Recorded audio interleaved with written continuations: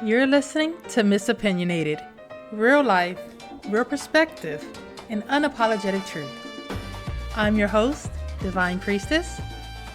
Let's get into it. Hello, everyone. So welcome to another episode of Miss Opinionated. I'm your host, Divine Priestess. and, yay! And we have Miss Deidre and Miss Angel. So Miss Deidre, she's a woman of many talents. Okay. She is an espiritista. She's a santera. She's a palera. She is a business owner. She has a nonprofit. She's just a big ray of sunshine. I mean, look at her. Angelic, dressed in all white. Mm-hmm. And then we have Miss Angel right next to her. So Miss Angel, another woman of many talents, learn something new all the time. She is a business owner. She also is known as your favorite hoodoo cousin on TikTok. She is a space holder. She's a healer. She's a conjurer. Just magical and honestly talks like a therapist in comparison to everyone else I know. So, this episode is called Being Black, Being Latina, Being a Woman.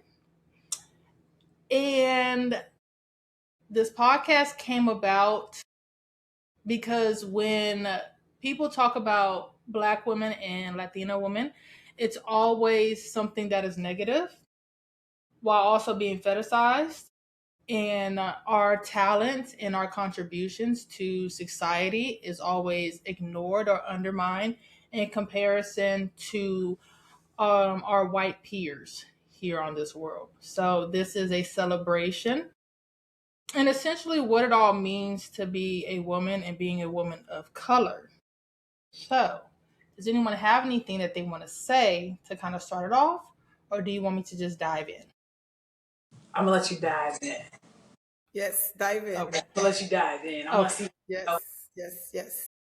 Okay. So, numero uno.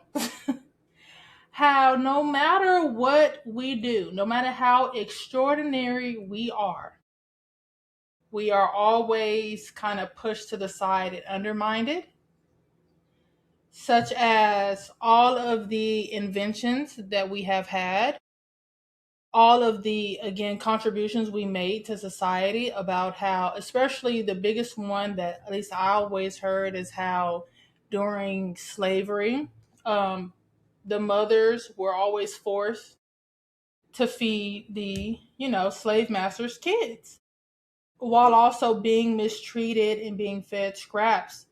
And I feel like when people talk about, and even though this ain't supposed to be about slavery, but I feel like when people talk about slavery, I feel like they ignore the fact that all of the wonderful things that were done, despite them being enslaved, women were enslaved, but still managed to teach, still managed to conjure. A lot of the traditions that we have, I wholeheartedly believe that they continue to live because of the matriarch. And I feel without the matriarchs, that none of this stuff, none of these traditions will continue to live, simply because even though in a lot of spaces we aren't given the space to talk, we are observing and memorizing everything and teaching that in secret. Mm-hmm. I take that. And it wouldn't, yeah.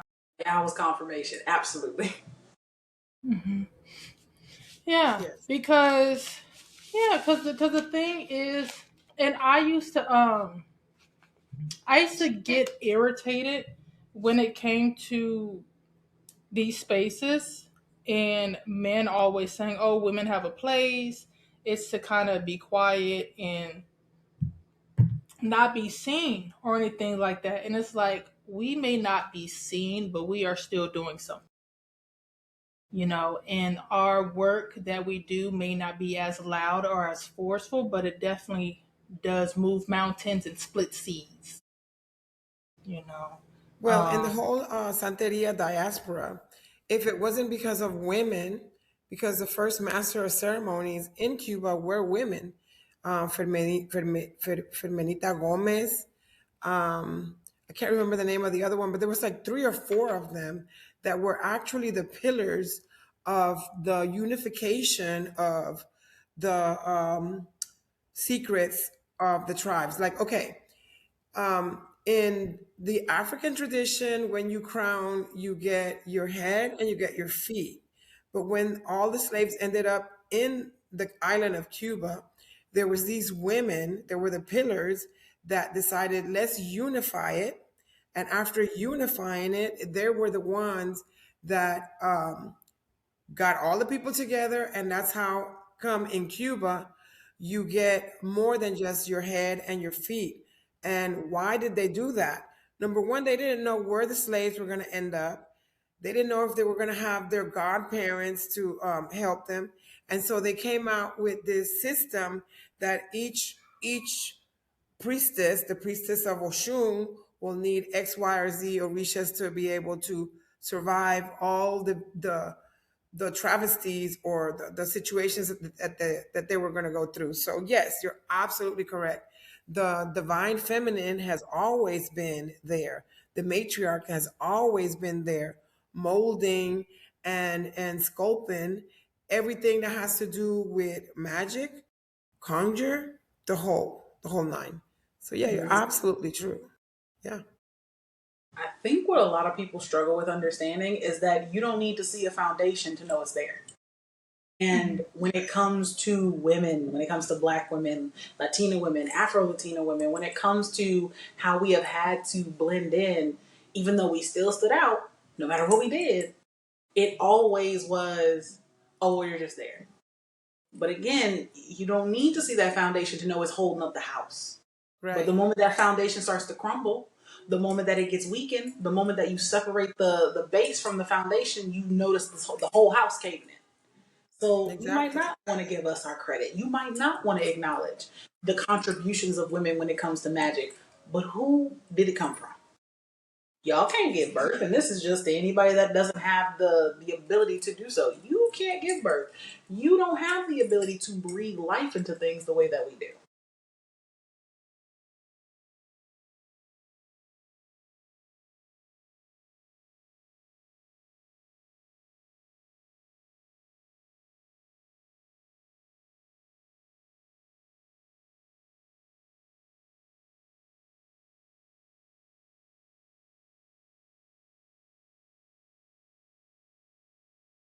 Right. And that's a lot of what people want right now. They want the sight, like you mentioned, being told we can't be seen but still being fetishized is crazy in today's day and age, knowing the contributions that are done by Black and Latina women, knowing that we are the foundation of a majority of movements. We are the foundation of a majority of thought processes, of freedom.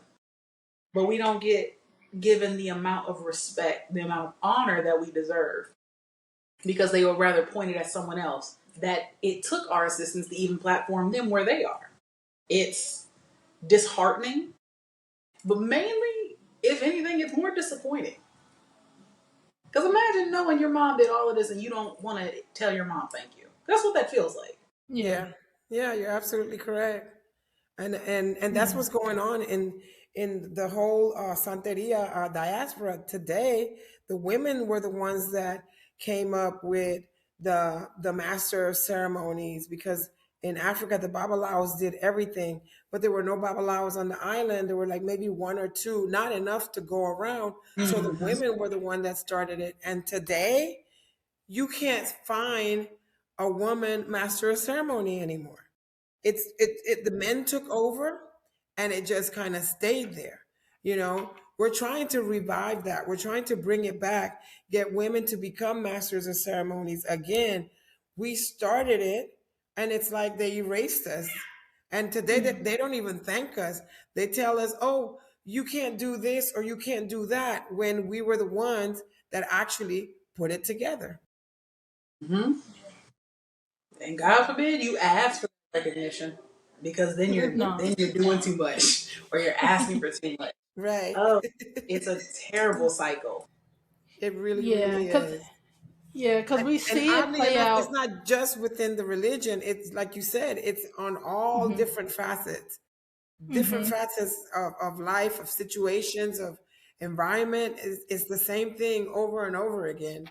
So at some point, we need to unite. Why is it that women can't unite? What, Yeah, what do you think that that could be? Why can't we respect each other's mates?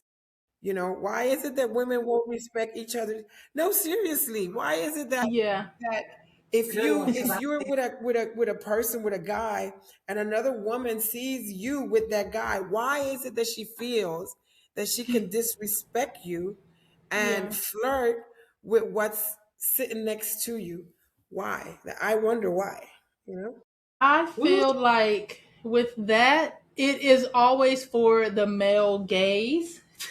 It mhm. is male being male centered, and ultimately having this belief in your mind that there's not enough to go around, that Yes, there's no other options. Because it's like when women be like, oh, you have a good husband, I wish I had a good man, there's no good man out here. And it's like, who told you that? Right, right, A man told you that? Like, he made you believe that, oh, he's the best man out here and that you shouldn't be with no one else, you just give him a try and he'll open up his doors and have this big old Brady Bunch, I don't know, sister wife family or something, you know?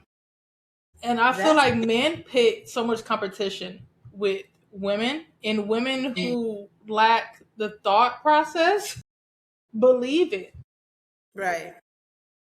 you know? I don't Yeah. know. I think that past all that, there has to be some sort of sisterhood that we're just not tapping into.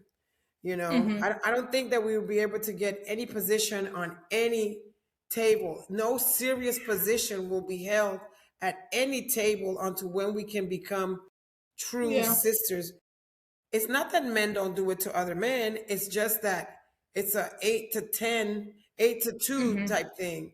8 men out of 10 will respect another man's woman. 8 women Hmm. out of 10 will disrespect, you Yeah. know. And there's been men to sit down and say, hey, your friend is looking at me weird, Yeah. mm, you know? So it's not Yeah. always just because he's a dog, Yeah. you know? Yeah. It's it has a crazy. lot to do. Like it is a huge scarcity mindset because I don't think a lot of people realize just how one of the main jokes I have for people, but I stand by it, is that dick is cheap and plentiful. I promise you don't have to worry about being afraid that this one particular man is not enough or that there's no other man, because I can promise you, especially when you start to travel more, when you start to experience more, when you start to step outside of your comfort zone, you will find that there is men everywhere, Yeah, even where you Yeah. don't want them to be. Like, right, so why are, and like you mentioned, it requires a certain level of accountability that people don't like, because being accountable also means you have to be vulnerable, and vulnerability is right. scary because it opens you up for criticism. It Hmm. opens you up to be ostracized. It also opens you up to having to acknowledge just how much damage you've done to Right. your sisterhood, to your community. And nobody Yeah. likes to have those conversations because they hurt. But I would rather be momentarily in pain and accept that I have done something wrong to another woman than for me to act like it didn't happen at all. Hmm. Exactly. That's Yeah. yeah. Yeah, that's called growth, right? Mm-hmm. Maturity, you know, and which I don't know, which is something that a lot of people just seem to have a really hard time getting there, Hmm. acknowledging or being able to look at themselves in the mirror and say, hey, that if I did this to this person, if that was to be done to me, how would I have felt, and maybe it's Yeah. something that I shouldn't do. If we unite as sisters, then like I said, we will be accepted with seriousness at the table. But the men don't do it because they know that it's something innate in a lot of us that they can exploit. Mm-hmm. Just like saying, oh, women are not serious enough to become president, or women are not serious enough to hold a position of power. you know? And I feel like we're the ones that actually put ourselves down somehow. It's crazy. Yeah. At some point, we become okay with the abuse. And a lot of times, especially for victims of violence, and I think that a lot of this is epigenetics to an extent, because a lot of us grew up with watching our moms and our aunts struggle to find love, and they struggled to have good sisterhoods because they were taught that there wasn't enough, or you weren't enough, or you'll never be enough. And their thought was, okay, I have to fight for every scrap that I get, not realizing that if you have a sisterhood of women that care about you, you will never have to fight or struggle a day in your life. Yeah. But Now, that's only if you you really know, have. like what we're talking about, the fact that as Black women and Black Hispanic women, it seems like it just becomes even more intense. For some reason, the lighter skinned Hispanic woman has this, you know, demoralizing attitude towards the Black American or the Black Hispanic woman. And it's just really a shame because a lot of us carry a Eve gene that can actually supply this world with any Peace. ethnicity, and none of that is respected or taken into consideration. They want our sons, but they don't want to Mm-hmm. respect us. Mm-hmm. Mm-hmm. Mm-hmm. You know, Yeah. and to me that's just crazy, all of it. Yeah. Yeah. I definitely hate seeing those posts, which kind of brings it into the colorism and texturism thing. Hmm. Of I will see so many posts from white women and Latina women that will say the most idiotic thing of like, "Oh, black men are made for Latina or black men are made for white women," and it's like, but you don't respect the black woman. Like, he comes from a black woman, so that means you have to respect his mother, you have to respect his aunts, his sisters, and then also you want him, but you can't stand up for his rights. And, Right. your child may be dark skinned and your child may have that 4C type hair that you don't have. And so now how are you going to tell that child that they're beautiful when you don't even find that to be beautiful in black women? Right. You know. Yeah. Yeah. And Those so it's conversations. just, yeah. No, you're good, you're good. I was just saying those conversations would require that they would have to acknowledge that they themselves don't see anything of value beyond the lightness of their skin and the looseness of their curls. A Hmm. lot of these conversations, especially colorism and texturism and how it falls in between the different diasporas, is that we would also have to acknowledge that when you find yourself so deeply consumed with the color of someone's skin and the texture of someone's hair, is because that immediately reflects how you feel about yourself. I'm gonna be Hmm. honest, I'm the darkest person in my family. Like, darkest one. Everybody else is the true stereotypical Creole. They're very light skinned, some of them passing for white. And being treated the way that I was very interesting growing up because some family members treated me very differently. Like, oh, don't go outside, don't go in the sun, don't drink coffee, it'll turn you black. Oh Like, my God, and yes. I've heard old those. school, right? Mhm. I was talking about that with my husband yesterday. I was like, man, I literally used to have a cousin that did not want me to go outside. And now that I'm older and I'm like 30 years old, I'm like, oh, I see why. But colorism and texturism is although definitely rooted in white supremacy and how it has affected the different diasporas, it's also deeply ingrained in a sense of or a lack of self respect and self care. Hmm. Because if you only think you're beautiful if you have 3A or 3B hair, and you only think you're beautiful if you pass a paper bag test, then it's safe to say that the way you see beauty is deeply misconstrued. And Yeah. it has more to say about how you feel about you than you'll have to feel about any other person that walks past you. Hmm. Yeah. Now, in my travels, I've been to Nigeria, and somebody over there had a question for me, which it made me think. And they're like, "Oh my God, why is it that you wear so much white?" Well, I wear white because my religion, my ita says I have to wear white. But he said we have all these, kente cloths with these beautiful colors, he's like, not just you wearing white, but it seems like everybody in America is always wearing solid colors. And my spirit said, tell him that in America people rock their skin color and they rock their kente cloths to represent their tribes.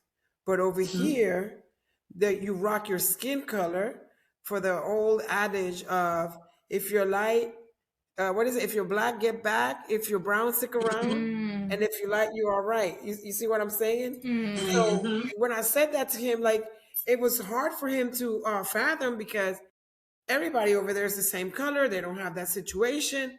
So he was just kind of started thinking, and I'm like, oh my God, my spirits really hit on something because just like you just said, and we're a rainbow, right? I was mhm, the darkest thing in my family, and I was considered to be ugly. You see what I'm saying? Because my hair had, I don't know the types of the hair, but I tell you, it was coily curly. But that's my hair, coily curly. So, and my cousins had beautiful, long, wavy hair because their father was from India, and Mm. my own grandmother would say, oh, look at her hair. Look at her. She's pretty. Look at you with that hair of yours. Look at you. And back in Panama, I was always in the sun. So I was much, much darker than what I am now. And so look at you. You're dark. Look at you. 30 years later, I go back to Panama, haven't seen her in a long time, went back home, and it turns out that I was her spitting image. So the whole time, mm, just like you said, the whole time that she was over there telling me that I was ugly and I was her, the spitting mm. image of her. And this is a sad thing that we Yeah. have to go through as being women of color, you know. Yeah. Yeah. It didn't escape us from being in the Hispanic country. Black and Latina, we didn't escape it. We live it even more than Black Mhm. Americans from here, from this country. It's crazy, but it's our reality. Yeah. I think a lot of it has to do with, because like you mentioned it a lot, like you mentioned with your grandmother, a lot of it has to do with, you remind me of a part of me I don't like.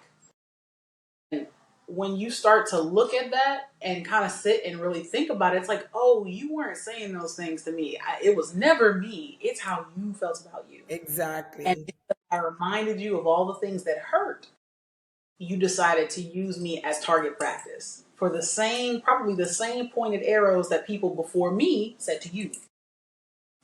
I feel like it always has to do with a choice.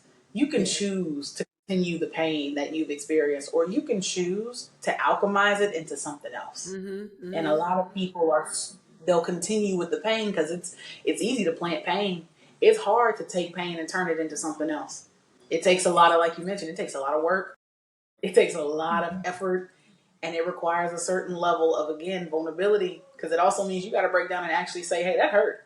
And who Right. wants to admit that? Who wants to admit And that? it does a number on a little girl. It really, really does. And and it takes a long time to be able to get out of it. I was dealing with some people the other day, and this Hispanic woman, with her straight hair and her fair skin or whatever, and we're talking, and she looks at me, and out of nowhere she goes, "Well, I'm white." We're not even talking about color, but I figure that where she was coming from is like, if you feel proud, well, guess what? I'm white. And I should have said, well, congratulations. You're not considered a demon. Yeah. Exactly. But Like, I that's what promise. they're doing right now. But Yeah. no, instead I had to explain to her, hey, in this country, you are not white.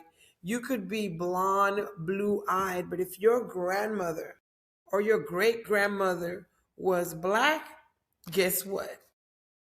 You're also black. And that was like hard for her to like have to understand and fathom, you know. Mm-hmm. Um, Black Latinas we have a hard time at it. Oh, and if you're older like I am and Mm-hmm. fat, forget it. Don't go to Yeah. Panama because in Panama they're gonna treat Yeah. you bad. That I went through racism on that, and I had to look at the girl and says, "You're prejudiced. And she's like, no, you're not. She just didn't expect me to call her out because a lot of the women in my country and in Cuba and all these places that I've traveled, they usually just swallow it, don't say a word, and they keep it pushing. They don't have the insight that we have over here in the United States to be like, no, I'm not going to allow you to treat me like Mm. that, and I'm not going to allow you to say those things to me, and I'm going to call you out. And when I call that girl out, I'm pretty sure she got fired because I haven't seen her at the airport anymore. But she let 7 people cut in front of me, and I said to her, hey, after they all cut in front of me, I said, didn't you see me here? Why would you let that happen? Oh, I didn't see you. I said, young lady, I'm almost 300 pounds. I am like 6 feet tall almost. And if you didn't see Mhm. me, you are legally blind. There's no there's no way that you did not see me standing right in front of you. You just allowed 7 people to cut to the side of me on the line and then pretending that I still wasn't there and finally said, can I help you? I says, you are Mm. prejudiced. You are prejudiced. And they need to be called out. They need to be called out Mhm. because I'm pretty sure that if she would have met my son, she probably would have wanted to get with him. Mhm. I People. always call out people that treat darker skinned people differently. Especially because that's something that I used to get on men when it came to dating. I used to always tell men I don't date men that date light skins. And it's so funny because everyone be like, but you're light skinned. I said, no, not. I'm black. Okay. I know a Yeah, lot of people like, I know black, I Dominican. No, I'm black. right. Okay. Because I'm like, when you look at my great grandmother, my aunts, my cousins, my uncles, all of them are very much dark skinned. And Jill, you've been around my family. I'm the lightest one at the table. And so I'm like, if you have a problem with dark skinned women, you have a problem with my family because I carry that gene, even though I don't, even though it don't reflect on me, but I carry that gene. And so what if our kid doesn't come out my skin color? What if they come out dark like my great grandfather or Right, my grandmother? Oh, and then what? Are you gonna love them less? Then are you gonna think I cheated? right, right. What No, what do you no. think it is?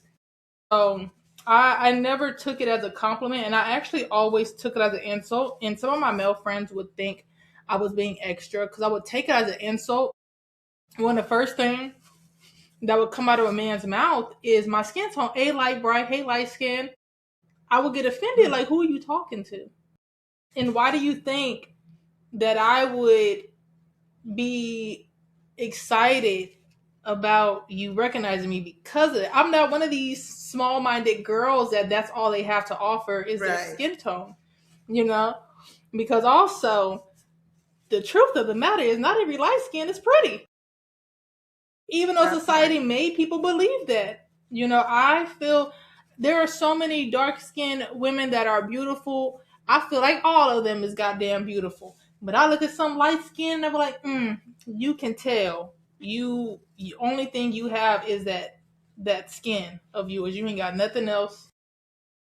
You might have colored eyes and think you the baddest thing in the world. They got contacts. I can go But put some in my the eyes too. divine priestess, you could be dark skinned 2 weeks later after being in my country. Go to the beach, Mm. go to the river, and next thing you know, you're dark skinned because your skin can hold the sun rays and it can get dark. Yeah, You're not gonna get red, you're gonna get darker. You're gonna get yeah, bronze. You see what I'm saying? So they shouldn't yeah. bring that into consideration. Now, what I hate, this is the one I hate. I hate it when I get in front of white people and they're like, oh my God, you're from Panama? You're not like them. Mm. I hate that because that's like an innate thing that they have to divide you out. If you're Mhm. small minded, like you said, if you're small minded, Hmm. then you're like, oh, like you said earlier, I'm Dominican. I'm not black. Hmm. No, we are all the same. And I hate it when black American people tell me Hmm. you're not black Hmm. because I'm Latina. What do you Yeah. mean? The boat Yeah. went to different islands. It didn't just stop here. Hmm. We're all from the same place. I'm just as black. The only difference is that I speak Spanish, but I'm just Yeah. as black, or I speak Portuguese, or I might be a little lighter because I didn't go to the beach this weekend. You know what I'm saying? Hmm. But I am the same. I'm coming from the same gene pool as the Africans, because I am Yeah. African American, because I'm in the American continent and I come from the African diaspora. So yeah, Yeah. Yeah. I cannot stand when white people try to do that. Oh my it god. Mm. happens to you You too, actually made huh? me, it's happened so much. I growing up, my mom had me between public school and private Catholic school. Uh huh. And really great example. I used to go to a private Catholic school in my hometown by the name of Notre Dame High School. And I still remember this because it was one of the oddest things where white people would befriend me. And they're like, oh, you're not like most black people I meet. And I'm like, oh, am I not? I'm about No. to run you. I'm about to run you ragged. I used to purposely befriend them and then would just start slipping them a lot of pro-black stuff. I'm like, yeah, you gonna read something today. Right. Like to the point where I'm making them viscerally uncomfortable. Oh, I'm about to make your day terrible. You gonna wish you never met me. Like actually, you gonna wish you ain't never met me. Because I've never understood that. Especially because as I grew up and like the more I learned, the more curious I became. Because I've always been very militant in nature. But the more that I started to learn, I was like, oh no, terrible. Yeah, no, y'all don't ever say I'm nothing like everybody else. I'm actually worse. I'm actually your worst nightmare. Like let's not do that because it's a want to try and take someone away from their culture. But I've never understood trying to platform white comfort. I've never Hmm. understood that because white people have never platformed anyone else's comfort in the entirety of this world. Exactly. Hmm. From child slavery to indentured servitude to imperialism to war to giving people, blankets full of smallpox, knowing that these people have not had any interaction with the or with the particular gene in this element. Like y'all have never platformed anyone else's comfort. I will never platform yours Right. ever. Yeah. Right. And it's terrible that they do that. And it's weird that they think it's a token of gratitude. I don't want your token of gratitude. I want your money. Actually, if you want to do anything for me, give me your money. But Oh, telling me I ain't like, no, don't try and separate me from my people. You not gonna I like know. me. It's when they say that, it's like they're trying to win brownie points somehow. You yeah. know, oh, Yeah. Mhm. I'm putting you up on some sort of pedestal, or you're different. Hmm. Like when the white people do it, you could be my friend. We could be close because you're different. You're not like they are. Yeah. But it's just a divisive. It's a tactic to divide Hmm. us out. So Yeah. I never paid attention to it. Thank God my mother was very Afrocentric, and I didn't go Hmm. through that whole you have to upgrade the race, so you better marry white or you better marry Hmm. light skin because you got to upgrade the race. And that's why that girl was like, well, I'm white, meaning my family upgraded the race. But now Hmm. you're over Hmm. here upset because you cannot access the Black American people to help them within the religion so you can make a little ducats. So did it really help you? Hell no. And you actually Yeah. didn't upgrade the race. I'm sorry to say it. You downgraded your race. Yeah. That's what you ended Yeah. up doing. Cause, It was a cause down. erasing Genetically. history, Mm-hmm. erasing history, and I'm glad that we have just stumbled upon this topic about the erasure of the original people, because that brings us to how Black and brown women have been the testing grounds for medical research, social research, and academic Yes. Oh my studies. God. Because in Puerto Rico, I had mentioned this to someone, is how Puerto Rico is where they started testing birth control on women and also practice sterilization.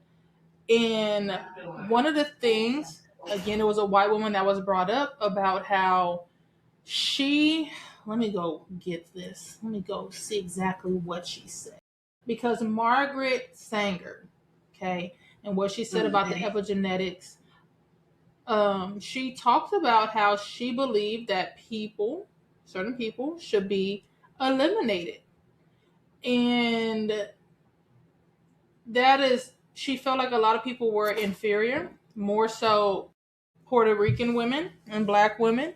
Felt like people that were poor shouldn't be able to have kids or continue on, like they just need to be cleaned out and wiped out. So the whole testing of sterilization, well, the whole doing sterilization on these women without them knowing, and also doing this birth control thing. And we still see that today, how when women of color speak up about what they're experiencing in a medical field, it's always disregarded. Because that was the thing when it came to this birth control. A lot of the women were talking about the effects, the side effects that they were having, and how the doctors were saying, like, oh, you're just making it up, it's not that bad. And some of them died. Some of them died. And so, same thing when it came to gynecology. Gynecology is attested to women of color. And I found a book called Medical Bondage, Race, Gender, and the Origin of American Gynecology. And so, going into chapter 2, it's Black women's experiences in slavery and medicine, and how a lot of them um, were, of course, they were being breeded because that was the whole thing that them slave masters saw them as just being able to pop out babies to have more workers. But also they practiced so many different studies on them and was okay with making them sick just so they can try to heal them. And so modern gynecology should be awarded, and also birth control should be awarded to the sacrifices, even though it was forced onto them, but it should be awarded to Black and Latino women, because I don't see no white women being the test dummies. Well, if I remember correctly, when those experiments were going on, they used to cut black women open without Hmm. anesthesia, without Hmm. any kind of regard to her suffering, and let her Hmm. bleed out. Yeah. So it was not just, it was a mutilation. It was just a Yeah. horrible thing, the way these people have treated us. It's Hmm. just Hmm. horrible. Can you imagine to get cut open with no Oh, anesthesia and no regards to, let me put it back together, or nothing? So yeah, yeah. I don't even think that they're ever gonna do anything about letting the world know how we have Yeah. contributed.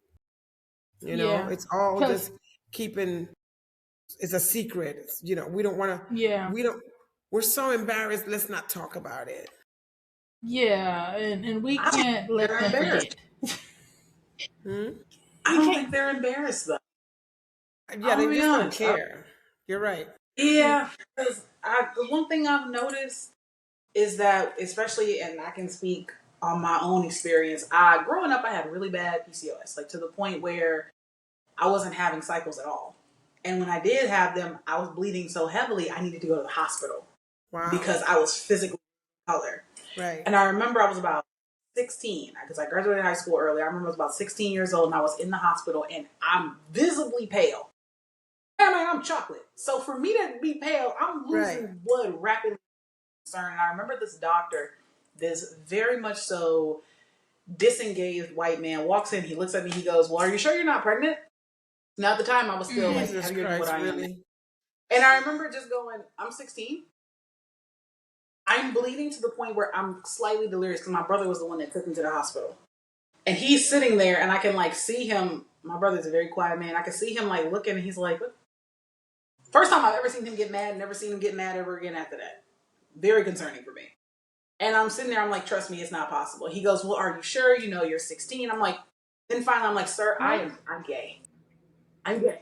I need you to help me because I'm having a problem right now, and I don't know how bad this is gonna get. And it was not until then he went, oh, okay, well, I mean, I guess we can run some tests.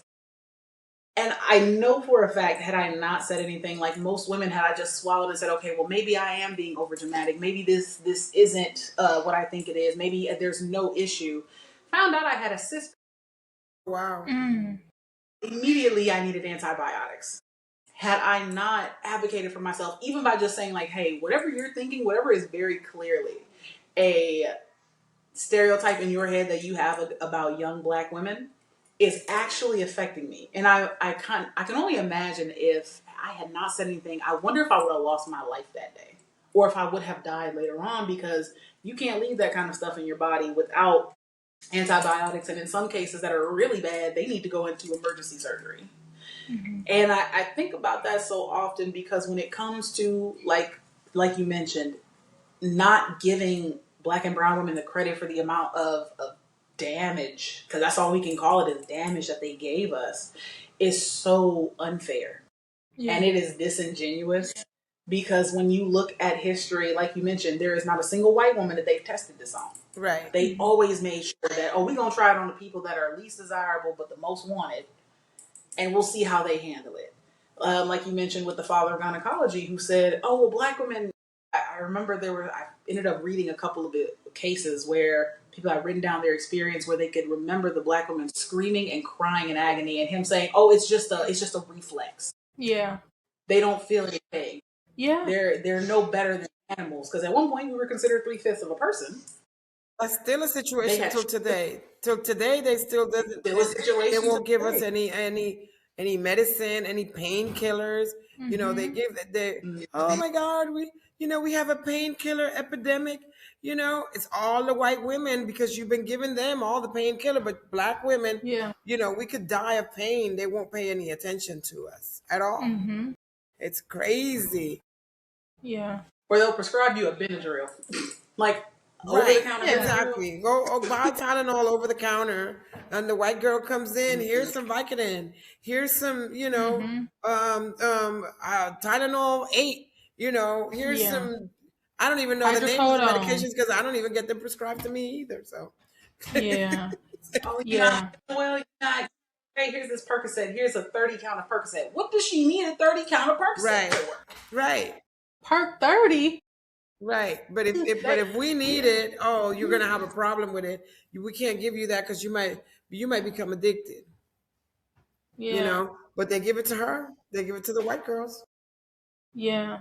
Because, especially speaking on the pain thing, I found it in here Oh, where it every time talked you open the about door, it makes noise. although white medical men and many members of Black Sorry. communities expected these manly women or Black medical super bodies to transcend fragility, many did not. And so it's the whole thing of like, damn, she got to be manly too.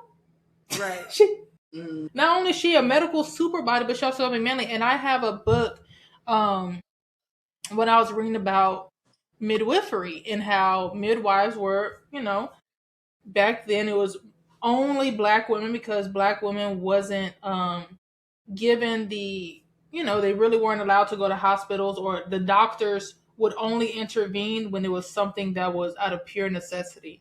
And this is Mm-hmm. that hoodoo where we see hoodoo played heavy in it, because they were talking about how white women during labor were given anesthesia.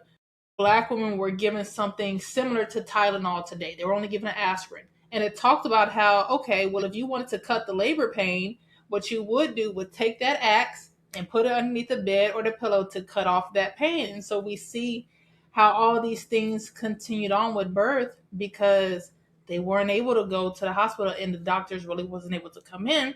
But they were so good at their job that white women wanted Black midwives to come.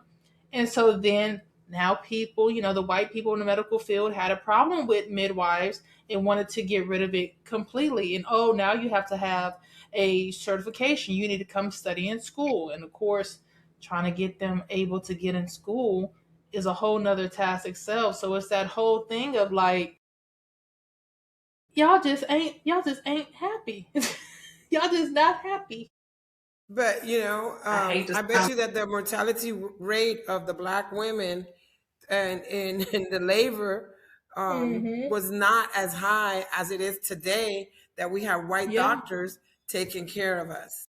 I Mm-hmm. bet you that if you was to pull a statistics, you would find that those midwives with that axe under the bed to cut the pain were pulling through more black women and healthy Yeah. babies than there are today in the state of Detroit.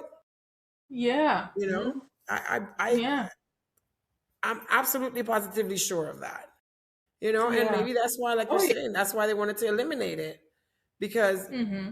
I was looking at statistics the other day. I'm a statistic girl. I like to see what happened between now and then. Did you know that when slavery ended, we were 20% of the population?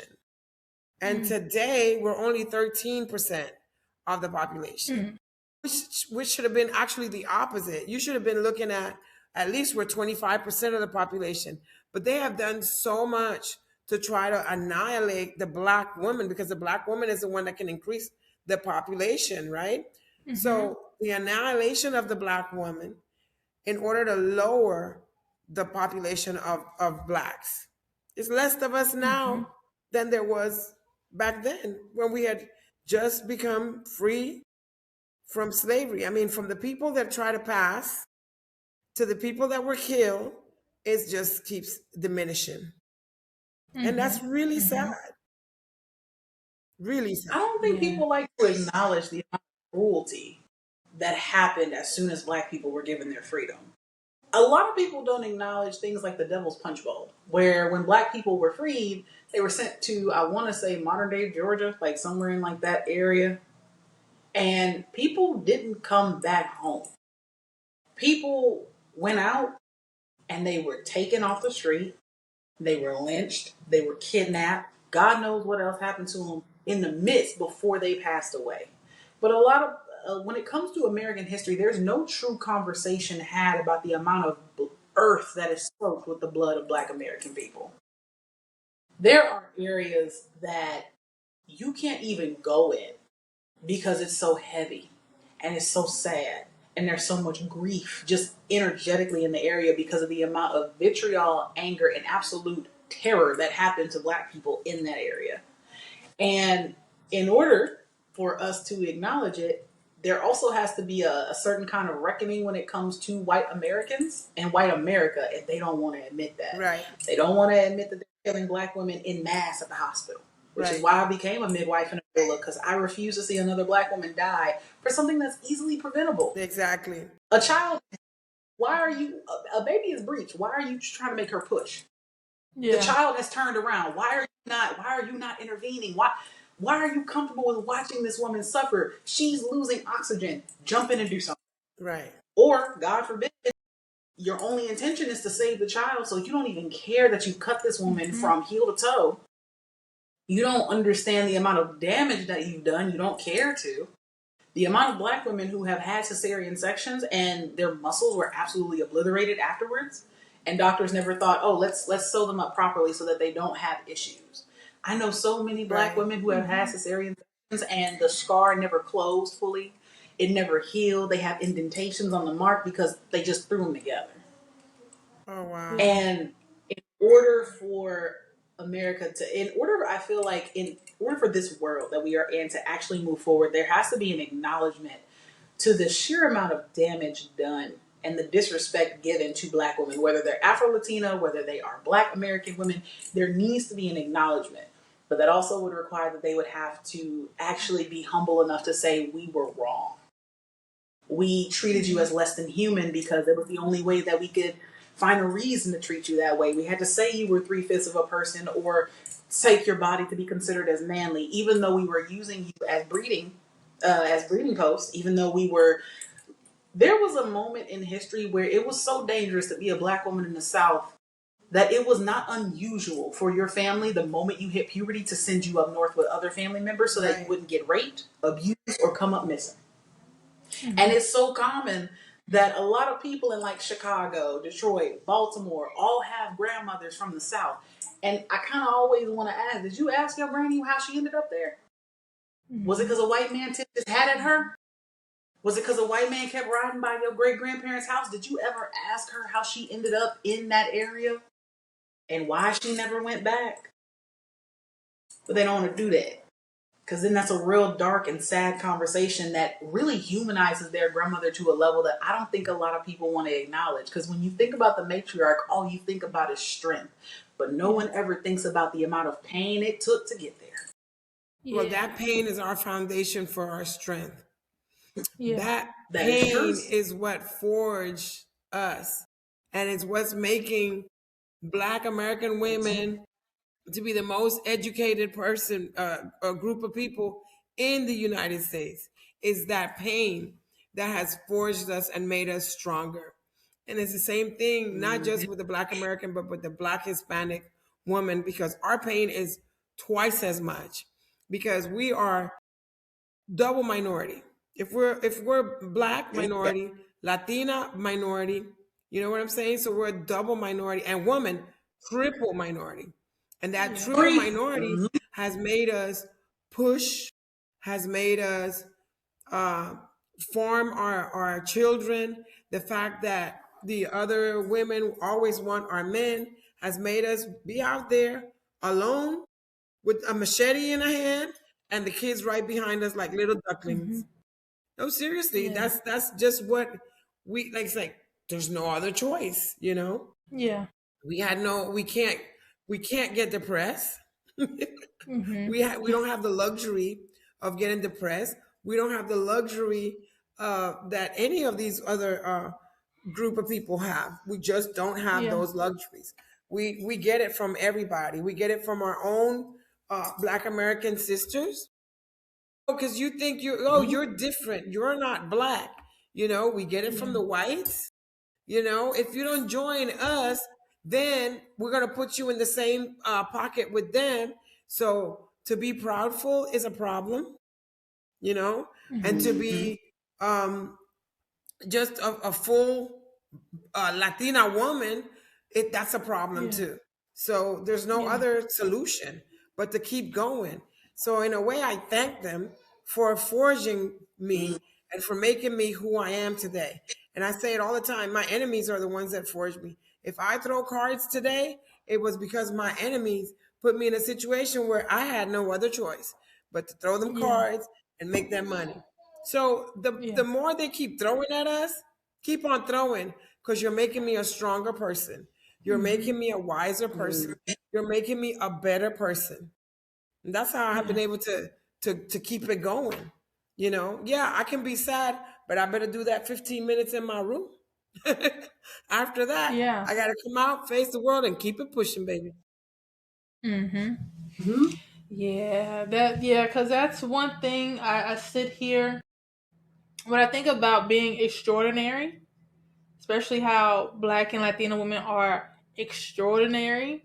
It is because of all those adversaries, right? All of those obstacles and hurdles. And we are some bad motherfuckers because we always figure it out and make things happen. You That's know, right. whatever is given to us, we turn it into something that is beautiful. Like lemonade, I'm pretty sure lemonade was created by Right. a woman. Only we could turn something so sour to something so sweet. You know? That's true. Yep, that's Yeah. true. So You know, everybody. Arroz con so that gandules, arroz con frijoles negros. yeah, Just I'm get the like that's rice and beans in all the different yeah, colors and all the different colors of the rice, all the different colors of the beans. That's what we've been doing and we will continue to do, you know, and we'll teach our yeah, daughters to keep it going because they're not gonna take us down. I yeah, I'm not gonna let it happen. I don't care how much you yeah, sit there and look at me and tell me, well, I'm white. So yeah, yeah. Because even then, I sit here and think about how, like earlier, we you brought up foundation and Jill, and I'm like, we are the foundation to everything. And when the men are weak at the knees and are beaten down from the world, we're the ones that pick them up. While also sometimes that they turn around and backhand us, and it's like we didn't just pick your ass up, and you sit right. here mad at me, you know. But it's like we continue despite everybody coming so hard on us. we continue to rise and thrive and still bring sunshine Yes. to the world, you know, while also nursing, being the caregiver, being the teacher, being the sister, the mother, the friend, the therapist, you know, everything, putting so many hats on at once, and it's like can't nobody do it like, That's true. can't So very nobody, true. because If they try to because crumble under the weight. yeah, because when we look at, especially with white women, how they talk so badly about black women and Latina women, they also go home and try to be like us. And it's like Yeah. you can't imitate. Right. You Yeah. can't you Who you can't have our who walk. you getting that lip to? Yeah. you know it's like it's literally in us, from the way we walk, the way we talk, the way we keep our chin up, our shoulders back, like just the essence is something that cannot be copied again, like no matter how many fillers you get, how many all these procedures you get, you can't I So should. the Afro, imitate, you know and it's crazy. So I'm in my 60s One. and I went to the white salon to have a facial done. And these white women, they're like, "Oh my God, how old are you?" I'm like, "I'm in my 60s. What cream do you use?" Nothing. They walked out of the, they walked out of the room. They were They want the I recipe, and it's like you live can't. You can't have the recipe. This is some sauce that you got to be born with, we don't like crack like that like that. Maybelline. Literally, No, literally, that's it's what happened when you mind your and business. it's You crazy. don't crack. Right. I always sit here What like is the this Bible song? talk about wickedness and how Yeah. the I wicked, was the just about to say, wicked be I wonder bald if we got headed. some secret. Right. It's in the Bible. They just It's fall in. also every wicked witch that we see. What is she? She always white. She Right. always aged like a bag of prunes. Yeah. So It's it's that whole realize thing. But evil. Hmm? no, yeah, evil does really age you. Oh, Yeah. her phone must have died. So Yeah, I still yeah, think I think my stuff is trying to read. so yeah. And one last thing. Hopefully, she gets logged back in for this one. It is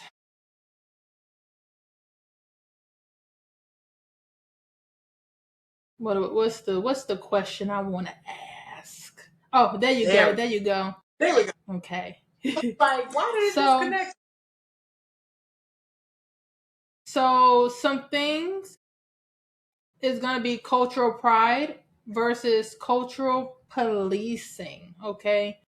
Who gets to define what is acceptable for being black or Latina? We should. We do Mm-hmm. 100. Yeah. Yeah. They That's love. our that's the least that we should be allowed to do, or the least that we should be able to do is to Mm-hmm. show the world how we want to be viewed Mm-hmm. and how we want to be portrayed. They might Yeah. have their ideas and they might want to label us somehow in some negative way or some negative connotation, but in the end we should be able to say, hey, this is who I am Mm-hmm. and this is what I'm about, and I Mm-hmm. don't care what you think, or me, I'm me. Yeah. They have Yeah. always, and by they I mean white people, or just in general, whiteness has always tried to frame the narrative of anybody but white being blank. It's never Mm-hmm. been they can choose who they want to be. It's never we can see them or have them express their culture the way that it actually needs to be. A good majority of what we know about many cultures is because it was from the observation of a white person that didn't speak the language, didn't understand the actual energy of the people they were around. They were just kind of there. And I don't want to quote Chris Brown, but a lot of the times you're trying to hate from outside the club and you can't get in. Yeah. You're trying to Yeah. explain.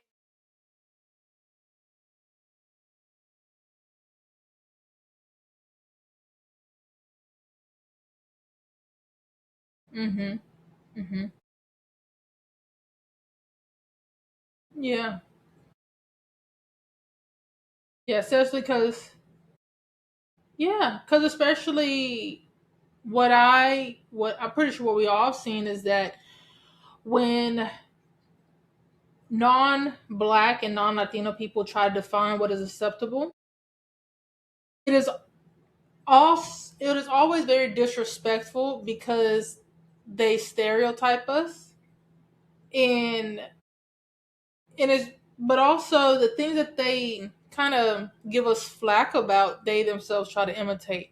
Like we've talked about the different dances that they do in these Latin cultures, Latin communities, and how of course non-white people view it as something being very sexual and just being raunchy or ghetto, but then they want to go and try to imitate it and learn how to do it themselves. Because when I look at like classes that are taught, dance classes, right, like bamba, salsa, um what other ones, like I want to say it's the punta, like all these dances, um white people try to, talk bad about it and like frown their nose or put their nose up to us when we do it, but yet they want to go out of the country to try to learn these dances and learn about that culture, but not respect the people.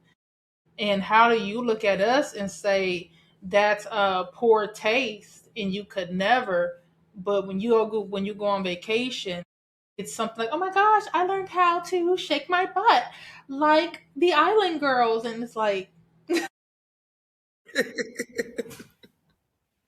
And I you know, see it you all the know. time in my country, and it makes me sad because they come in with their big dollars and they raise the real estate prices, and Hmm. so the people in those countries they can't pay $1 million for a beachfront Hmm. property or a property close to the ocean. And so they come in and they take our real estate, raise the cost of living, and when they come and do their vacations. And like you said, they want to learn our movements. But then when they come over here, they're like, oh, she's coming over here to Africanize my nation with her bongos and her hips, but Yeah. as soon as you're on vacation, just like you said, they go over there, raise the prices over there, make it hard for the people that are living over there, bring the racism into the equation, into their own other people's country. You bring in your racism, and then you go home and criticize, but in the depth of your soul, that's what you wish you had. Yeah. The exact same thing that you're talking bad about. it's an Hmm. internal battle between desirability and accessibility for them. Because your culture is not accessible to me, even though I desire it, I am going to say that it is bad. Because, for example, my sister, my adopted sister, is from St. Lucia. And the way that she has explained to me how these white people go to St. Lucia simply with the idea of, oh, I just want to know what it's like to be an islander for a day or for a week or for however long they're there. Because for Hmm. them, our cultures are costumes. Right. They want to shake their rump when they want to feel sexy. We do it because we're releasing something stuck in our sacral chakra. They Yeah. want to wear braids in their hair because, oh, it's just cute. It's boxer braids.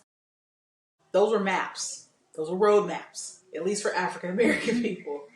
Oh, Exactly. like, Exactly. oh, I want to go and I want to eat this food, but you only want to experience it if it fits your palate. It's a weird balancing act when it comes to white America between accessibility and desirability. Because the moment you make your culture accessible to them, then all of a sudden it's acceptable. But the Yeah. moment that they don't want to play along anymore, or they want to take the box of braids out, they want to dissolve the lip filler, they want to get rid of the BBL, then all of a sudden it's not in good taste anymore. It's not for polite society. But 6 months Mm-hmm. ago, you was just in Miami throwing it back on some random black man who say he Dominican and he not black. And it was fun. It was all fun. But now that you're having Yeah. to actually acknowledge the culture and respect it for what it is as a way of life for people that you don't really understand or feel toward, now all of a sudden it's Yeah. not good. It's Right. dirty and it's filthy. But it wasn't like Right. that Yeah. when he was wearing it as an accessory. It's only Mm-hmm. fun. It's only acceptable when it's accessible to them, which Yeah, is but you give them a plate of food and watch what happens. They want Yeah. your cultural dish. They Mm-hmm. want you, they go into your restaurants, like right now they're trying to kick everybody out. They want all the Mm-hmm. brown and black people out. I wonder if they're gonna get rid of the tacos and the Jamaican beef patties and the bean and Oh. the rice and beans too. Who's gonna cook all of that for them? Who's even the Asian food? Who's gonna cook your Yeah. Chinese food? Who's gonna cook Yeah. all those different cultural plates that when you go over there you're loving it, and when you come over here you're missing it, but you can't replicate Yeah. it. they're Yeah. gonna do like the British. The fact that Britain's cultural food is curry, and I remember I was traumatized by priestess one day. It is. He's It's like, kind of huh? crazy. I was like, it's curry, but I was traumatized in Divine Priestess one day Curry. for When they went curry. to India, when they conquered India, Hmm. they And spent a lot of time in India. they did. I was traumatizing you one day. I don't know if you remember. I kept showing you British food. I was like, look at this, and I was showing her. I Yeah, think and I I said, showed don't show you. me that no more. Yeah, it was like mushy peas and their gravy. I was like, this is what they're eating, but that's what they would do. The moment that they don't have access to these people, then all of a sudden they're just gonna take the recipe and do it to the best of their ability, which usually is nowhere close to good. No offense to the British folk, but if you Yeah. out here eating mushy peas, dog, are you okay? Blink twice if you need help. You need some Tony Sacheries, something, because I'm Yeah. no. Because the fact that they took agua frescas and turned it into spa water was crazy. I still get mad about that. Still get mad about. They turned it into spa water. It was a whole thing on TikTok. Was like, oh, look at this spa water. Let's make spa water. So they started making agua fresas, Hmm. A agua de strawberry. melon. Yes, they started making all that and called it spa water. When I was managing a spa a couple of years back, I remember I made the owner uncomfortable. Which is funny because I still remember his name was Rafa. He was a Latino man. I was like, why do you let them call it spa water? You and I know that this is an agua fresca. You own this branch. Yeah, Show your like culture. Why would you let them do that to you? And I remember you because said something. it. Oh, what were you saying? Yeah, no, cause I say because what you said earlier about how um it was something about was it acceptability? It was ultimately Accessibility. about like yeah, the accessibility of like white people doing all these things is like we got to start correcting them and not making them comfortable. That was a thing of making them comfortable, allowing them to be comfortable because that is the thing. A lot of them are too comfortable in black and brown spaces, and I hate when we get on social media and white people do something and we're like, oh my gosh, they're invited to the cookout. Oh my gosh, they're invited to the fiesta. And it's like because Right. they did a few dance moves, It's like, how like about you show that you want to platform black and brown communities? Like, why are we yeah, giving people to the cook? Why are you inviting a spectator to the cookout? One. yeah, Also, like two, they not gonna platform your they, community. They they, not gonna accept your community. They not gonna respect it. they are They might. there because Because it of the is the food, girl. trend. Yeah, yeah, it's the oh my gosh, like I sit here and I'm like, yo, we have to stop allowing them to invade every single space because they're not gonna like. And what did I say, Angel? With I think it was the first women's circle. because we had some white women that Hey, came up in there. Oh yeah. And I've said it before. Casa de Aguas Dulces is for black and brown folk. Mm-hmm. Like white people are welcome. You can come, but you're not going to resonate. And so at the first women's circles, the packed out room, none but black women. There were like two white women that came up in there. And when we started talking about the black experience and all the traumas and things like that, the way that they had complete utter shock and fear on their face. And it's Mm-hmm. like, I told you this space was not designed for you, is not curated for you because we don't. I'm gonna just goddamn be honest. We don't want to hear your trauma right now because we're still battling the things that was done at the hands of your ancestors, and you continue to try to ignore and push under the rug. And oh well, I'm not like my ancestors. Well then, goddamn, show me. They say you're right. You're worse. You're Oh worse. Because at least your ancestors were, they had enough common sense enough to stay away from the very people that they don't desire. yeah, right, Today's day and age of white person baffles the fuck out of me. And the reason as to why yeah, they baffle me mainly has to do with, you want so deeply to have access to us, you want to be in our skin, you want to be in our face, you want to marry you want to marry a majority of us, but you don't want to acknowledge the fact that you have family members that if they saw me or if they were alone in a room with me, you know that they would do damage to me. You know yeah, that they would hurt. Being in black and brown spaces, if you want to be as a white person, is great. But are you going to make sure to platform the very same people that you're getting your healing from? Because you can come here to get right. your healing. Are you going to come back and say, hey, so this is who I learned it from?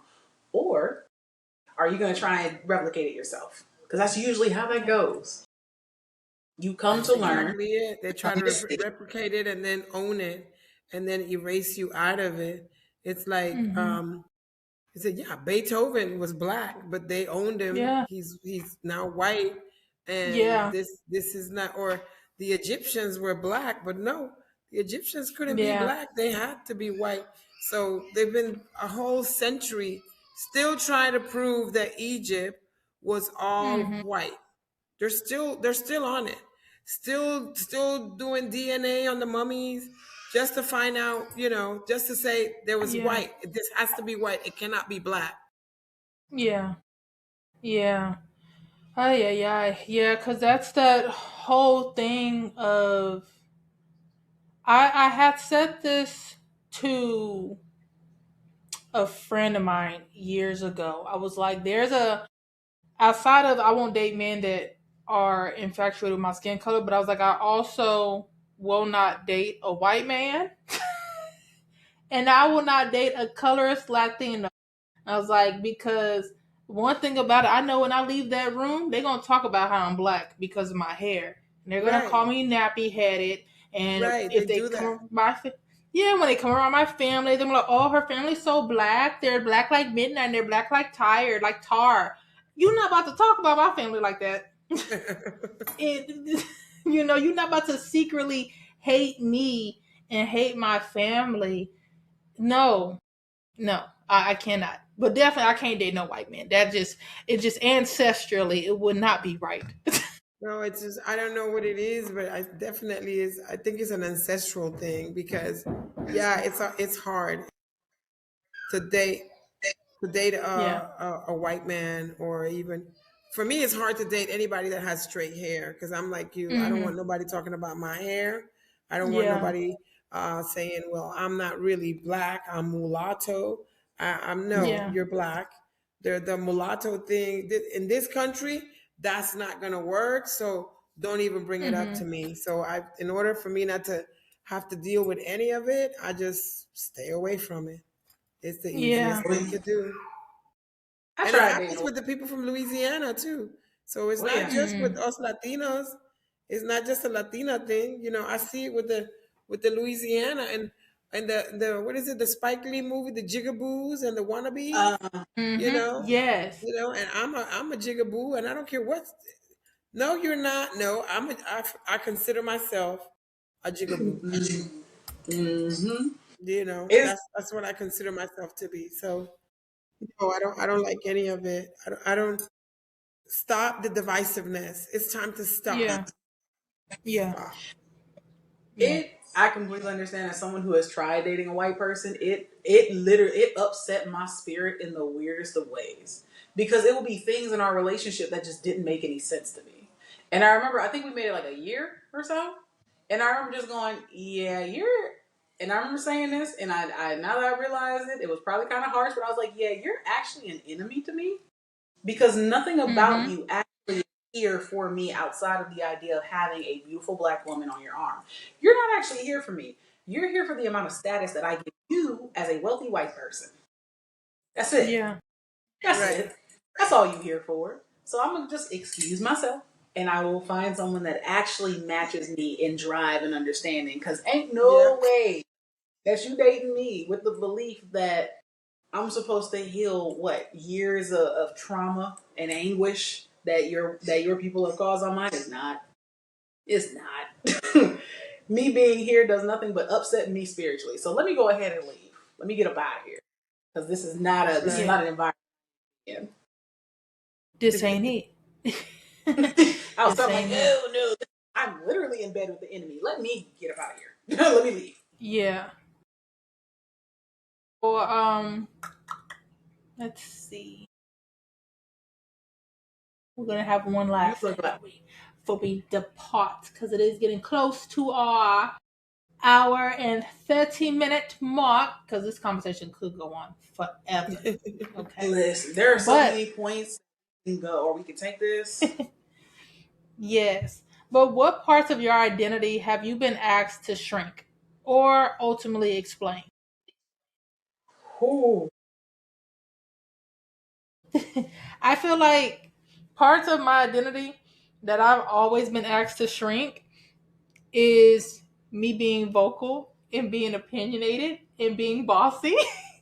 Because growing up, oh my gosh, growing up, I was always called mean. And my nickname, one of my nicknames is Evermean. And I got that nickname as a little girl. And I don't find myself to be mean, but I was always being told like, "Oh, you need to be mindful of what you say because you hurt X, Y, and Z's feelings." Mind you, these are grown men. As a little girl, I'm hurting grown men's feelings. Oh, you're being bossy. You need to ask if this person wants to do this, or oh, you need to filter your words before it come out of your mouth. And so then when I started getting divination, when I started coming to the Orisha territory, it would come up in divination. Oh, you need to put honey on your tongue. Oh, you need to be mindful of what you say because your words hurt people's mouth. Oh, you so then when I started to like not speak as much, right? Keep quiet and keep my opinion to myself, then it's like, oh, Spirit said you need to stop being so agreeable. You told me to be nicer with my words, and I already said it in the nicest way possible. So what do you want me to do? So I feel like that's something I've always had to shrink and especially explain, which is another reason why I stopped speaking on TikTok. And I stopped just speaking in group settings because I would say something and people would always take it the wrong way, but ultimately because they would get offended because I really pushed on something that required them to reflect on themselves. And so I will always have to overly explain what I meant, especially because some people will misinterpret and misconstrue and put words in my mouth. So I'm like, oh my gosh, like I'm tired of it. And the whole thing of like, I need to stay in a woman's place. So therefore I need to keep my opinions to myself. And I'm like, I cannot catch any break when it comes to me talking. And it's like I can't continue to hide that part of me because that part is something that people always do listen to what I have to say. And they are always ready and willing to listen to what I have to say, but it's the ones that I guess want to stay in the darkness and in their shadows that when I say something, it is shining light on that ugliness, that ugly truth that they don't want to see. So that is something that I've always been pushed to shrink is my voice.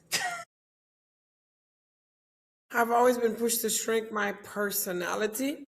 because Mhm. of being a Scorpio and being this person that always seems to show people a side of themselves that they don't want to see, Mhm. because we Scorpios have a way of doing that. I feel like it's always been my whole personality. It's like, I wish you would just accept. It's not that I can't accept people's faults or their iniquities, but it's more like when I hold that mirror, and I don't think that people like that. So they would wish I could Mhm. shrink that, away. And I feel like my godchildren, they have a hard time with me on that too. But in the end, it helps them to grow and to be a better person. So it's Yeah. like Sister Angela was saying, is that having to be vulnerable enough to be able to look at yourself in the mirror. I push that in people, and then I have a crasp in my mouth. Mhm. Divine priestess, my mouth, and they don't want to hear it the way I sometimes present it. So it's like, I guess, a combination of both. It's just they just wish that my personality was more something that they could manage, Mhm. manage it, move it the way that they want to, and then that way Yeah. it would be easy for them to deal with me or accept me Mhm. for the things that I'm saying. Just don't make me feel uncomfortable, godmother. Yeah. Mm. Just Yeah. don't call me out for what I did. So yeah, I think that that is what people would like for me to shrink and kind of put it to the side somewhere so they can, Yeah. tell me whatever BS they want to say, and then I'm like, oh, really? Oh, okay. Yeah. Keep being a horrible person. Hurt other people's feelings. I won't say Yeah. anything. No, I'm gonna let you know that was wrong. You shouldn't do Yeah. that. Don't do that to other people. They don't. People, Because to yeah. me, you're They wish I so could shrink that. sweet. You're literally like a little sunflower. And well, she's so sweet and so nice. How could anyone ever take offense to what she has to say? Because she's so nice. Yeah, no. I have a lot of love for everybody, I love everybody. But if I see something wrong, I'm going to call it out. Yeah. You know, that's Yeah. not nice. Don't do it. And I don't care if you don't like it. I have to tell Yeah. you it's not right. It's Yeah. not for the betterment of you. So yeah. Yeah. You remind me a lot of like a white rose, but like a white rose with thorns. Because a lot of times people, they love roses. Oh, they're so beautiful. They smell so sweet. Hmm. But if you've actually had to go and prune a rose bush, you would know that roses are actually very, not necessarily unforgiving, but they're big on you not about to handle me any kind of way. You're not going Right. to talk about Hmm. me any kind of way. You're not going to act any kind of way in my presence. You remind me a lot of a white rose. Like, yeah, I'm beautiful. I'm sweet. I smell great. I lighten the room that I'm in, but you're going to honor and respect me before anything else, Yeah. period. And that's what you remind me of. I'm like, yeah, I get Yeah. where people are like, oh, well, can you say it softer? No. You don't ask a rose to grow without its thorns. No. You acknowledge that Yeah. you honor the rose the same way that you would want someone to honor you. That's what when you're No, talking, seriously. that's what Yeah. I'm trying. Yeah. I think if anyone, especially growing up, what they wanted me to shrink the most of had more to do with, I would say, my too muchness. I'm very full. Hmm. I'm very loud. I am very in your face. I'm very sensitive, but I am also sometimes very volatile. It's very hot and cold with me. It's either we gonna do it like this, or you about to see another side of me that you're not gonna like. Like one or two options, one or two things is about to happen.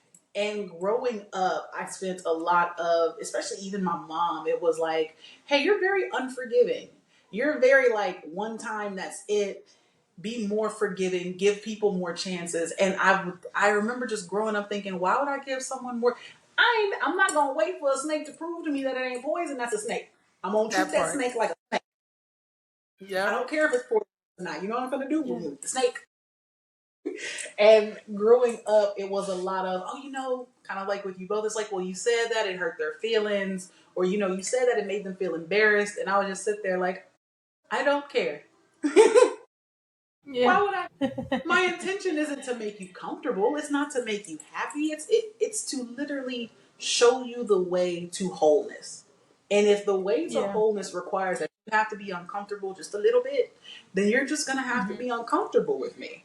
I'm not gonna Yeah. sweeten it up just because you feel uncomfortable. Because at what point will you grow in your comfort zone? What are you gonna get out of Yeah. this?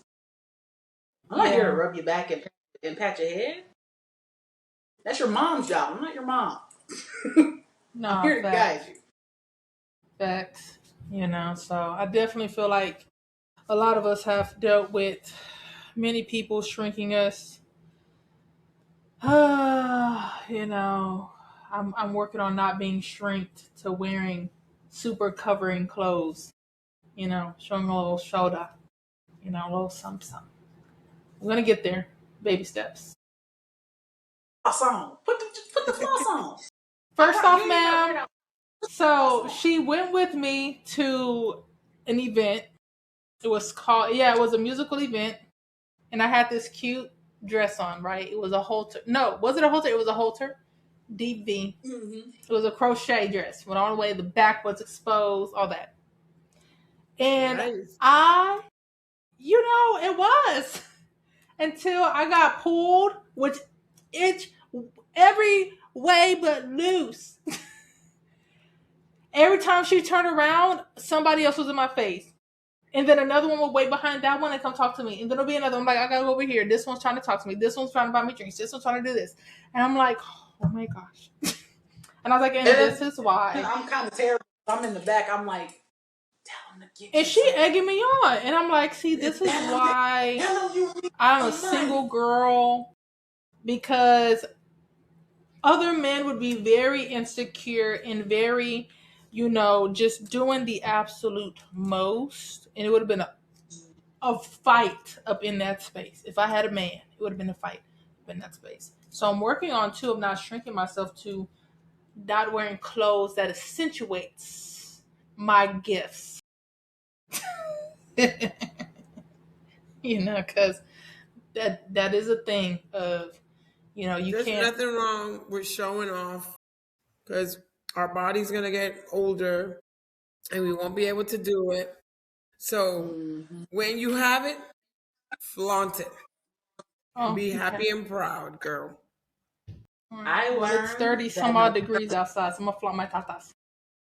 Well, yeah, not at 30 something degrees outside, but yeah, Yeah. that next time you get on that island life, you could definitely wear that dress. Mm-hmm. One thing I always tell people, if I could give any advice to anybody watching this, is that regardless of gender, celebrate the body that you have. Because, like you said, at some point, it's not going to look the way that it used to. It's not going to move the way it used to. We're Right. going to have huge transformations throughout time. So, honor and celebrate your body. Don't just celebrate it when you decide it's perfect. Celebrate it even when you feel bloated.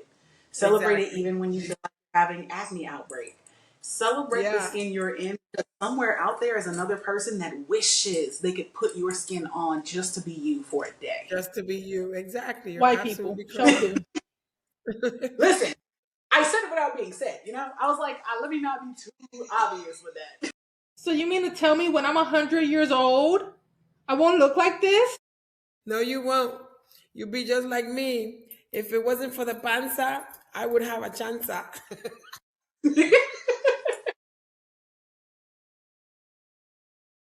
I I guess I'm gonna be like this everywhere I go. I'm just gonna be like this. I'm gonna walk just like this everywhere. Since my back end don't do it, I can do it with the front. There you go. Look, you can move They're some. gonna say you're coming to Africanize their nation. It's too As soon as I get sexual. I off the can't watch. plane on the island, I'm gonna be like this.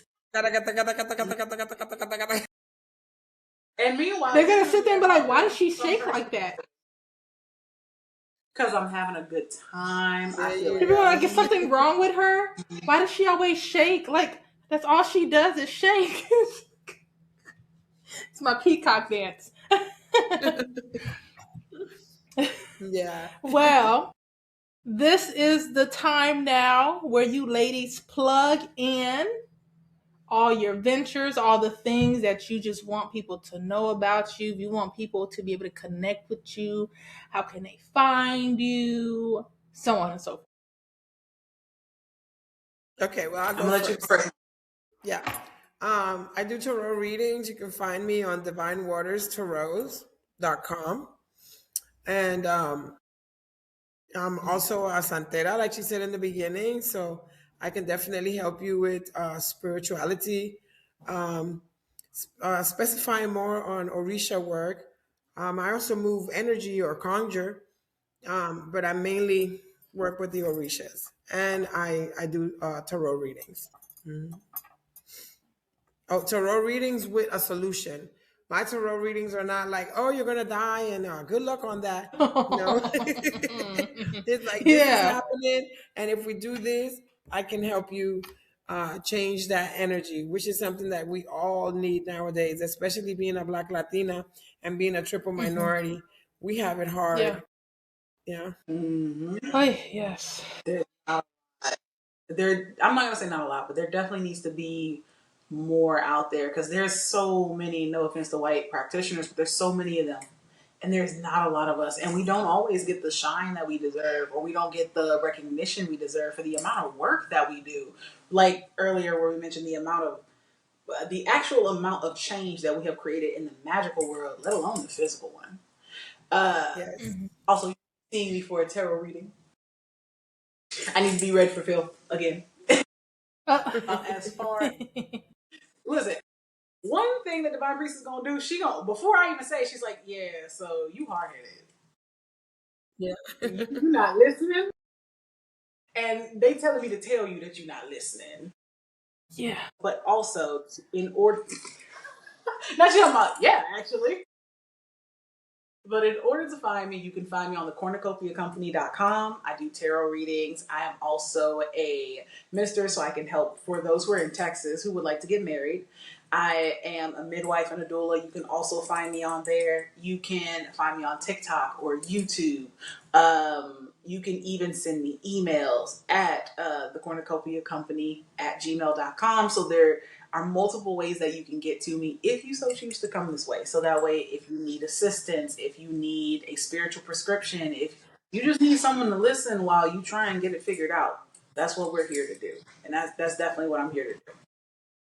Awesome. Everyone, beautiful guest Yay! on the first official episode of Yay! Miss Opinionated. Yeah, Awesome. you guys are the first guest. Oh my goodness. So excited. Well, I'm Divine Priestess. I just be doing what I do.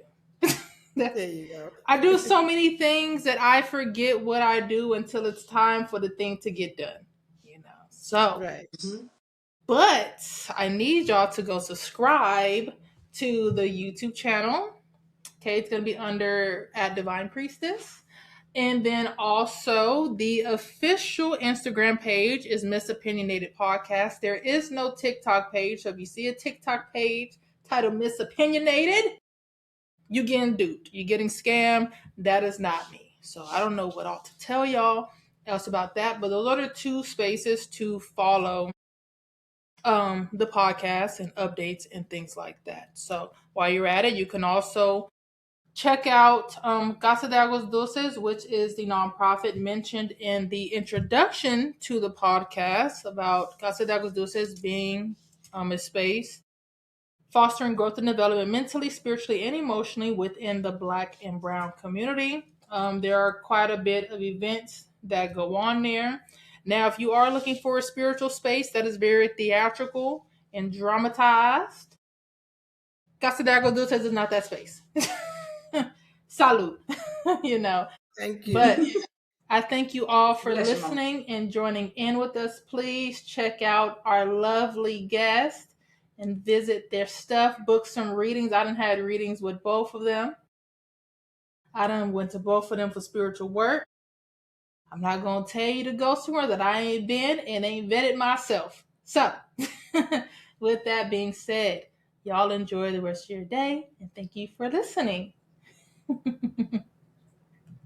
It was amazing getting a chance. Ooh,